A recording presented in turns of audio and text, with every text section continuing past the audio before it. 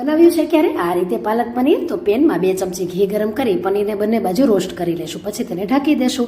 એ જ ઘીની અંદર સૂકા મરચાં, તમાલપત્ર, તજ, જીરું સાથે આદુ અને મરચાંને થોડી વાર માટે સાતરી લેવાના છે. ત્યાર પછી એક કાંદાને મેં ઝીણો ઝીણો સમારીને ઉમેર્યું છે. તેને પણ થોડી વાર માટે કૂક કરી ઢાંકીને ધીમા ગેસ પર કૂક થવા દઈએ.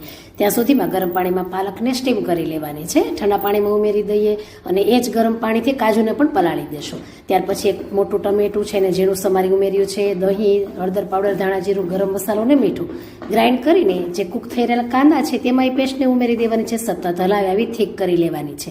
ત્યાર પછી પાલક ઠંડી થઈ જાય એટલે તેને ગ્રાઇન્ડ કરી સાથે જ ઉમેરી દઈએ અને તેને થોડી વાર માટે હલાવી લઈએ. ત્યાર પછી જરૂર પ્રમાણે પાણી પણ ઉમેરી દેવાનું છે. અને જે કાજુ પલાળ્યા હતા તે ગરમ પાણીમાં સોફ્ટ થઈ ગયા છે.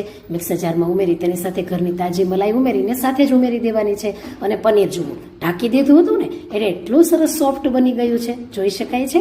હવે આ જ પનીરના ટુકડા સાથે ઉમેરી દેવાના છે. પછી બીજા પેનમાં ઘી ગરમ કરી તેમાં લસણના નાના નાના ટુકડા સાથે જ કશ્મીરી મરચું બધું ઉમેરી દઈએ અને પંજાબી મસાલો પણ સાથે ઉમેરી દીધો છે. બધું મિક્સ કરી દેશું. 2 મિનિટ કૂક કરીને સર્વ કરી લઈએ. બહુ જ સરસ થાય છે. આ રીતે એકવાર ટ્રાય કરજો, શેર કરજો અને રેસીપી ગમે તો મારી ચેનલને સબસ્ક્રાઈબ કરી લેજો.